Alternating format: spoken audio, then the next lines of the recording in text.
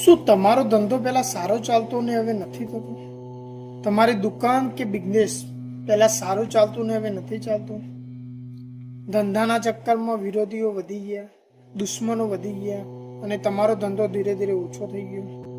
કોઈએ કંઈ મૂઠ કરાવી છે, કોઈ તાંત્રિક વિધિ કરાવી છે, કોઈએ વશીકરણ કરાવ્યું છે.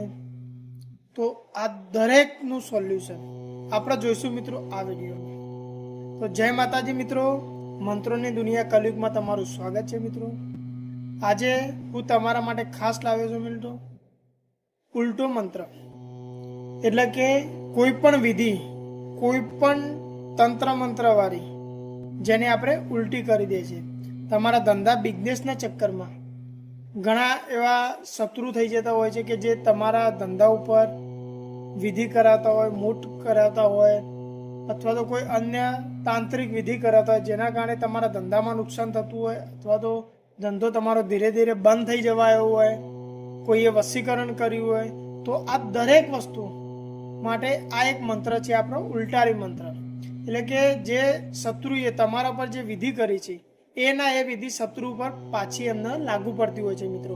તો આ માટેનો હું તમને આજે મંત્ર એને સિદ્ધ કરવાનો વિધિ ને સંપૂર્ણ જાણકારી આપવાનો છું મિત્રો. આ મંત્રથી તમે તમારા પોતાની તકલીફ પણ દૂર કરી શકો છો અને અન્ય માણસની તકલીફ પણ તમે દૂર કરી શકો છો. તો મિત્રો મારો વિડીયોને પૂરો જોજો અને વિડીયોને લાઈક કરી ચેનલને સબસ્ક્રાઈબ પણ કરી લેજો મિત્રો.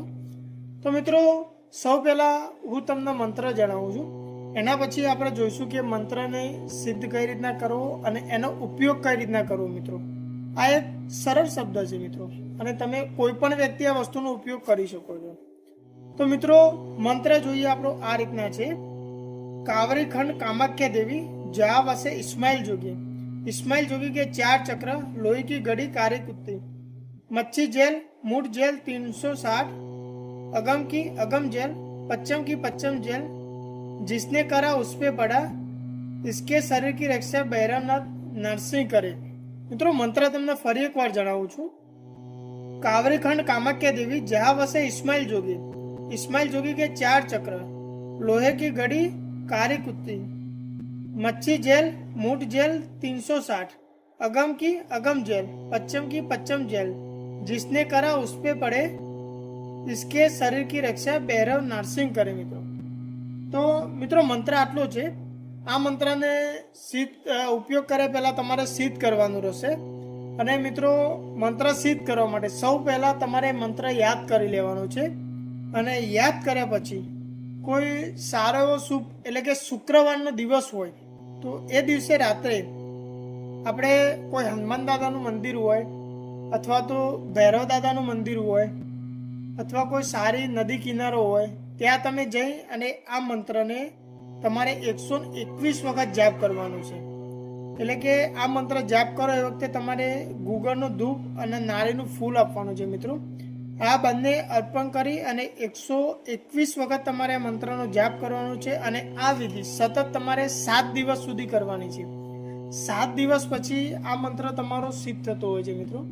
અને મંત્ર સિદ્ધ કર્યા પછી તમને કોઈ પણ એવું લાગે કે કોઈએ મૂઢ કરી છે અથવા તો કોઈએ વશીકરણ કર્યું છે, કોઈએ કંઈ તંત્ર મંત્ર કર્યું છે, તો મિત્રો ત્યાં તમારે ચપ્પુ એટલે કે જે છરી હોય છે એ ત્યાંથી અથવા તો તલવાર હોય છે એનાથી તમારે ઝાડું આપવાનું હોય છે. અને આ ઝાડું આપો ત્યારે તમારે ગુગળનો ધૂપ કરતું ચાલુ રાખવાનું હોય છે મિત્રો. અને આ મંત્રનો તમે 3 વાર ઉપયોગ કરો અથવા તો 7 વાર ઉપયોગ કરી અને ઝાડું આપો છો તો જે શત્રુએ એના પર મૂઠ કે કોઈ પણ પ્રકારની તાંત્રિક વિધિ કરી હોય છે તો એ ઉલટી પડતી હોય છે અને એ શત્રુને જ નુકસાન આપતી હોય છે મિત્રો. આમ વશીકરણમાં પણ સેમ વસ્તુ છે મિત્રો. જો કોઈએ વશીકરણ કર્યું હોય તો એ ઉલટું પડતું હોય છે મિત્રો. અને કોઈ પણ મૂઠ વશીકરણથી એ વ્યક્તિ જેને ઝાડુ આપવામાં આવે એ મુક્ત થઈ જતો હોય છે મિત્રો. તો મિત્રો આજે મેં તમને વિડીયોમાં જે માહિતી આપી એમાં જો સિદ્ધ કરવામાં કોઈ મુશ્કેલી આવતી હોય તો તમે મને કોમેન્ટ કરી શકો છો. અને આવી અવનવી માહિતી જાણવા માટે મિત્રો મારી ચેનલને લાઈક અને સબસ્ક્રાઈબ જરૂર કરજો મિત્રો. જય માતાજી, જય મા મેલડી, જય બજરંગબલી.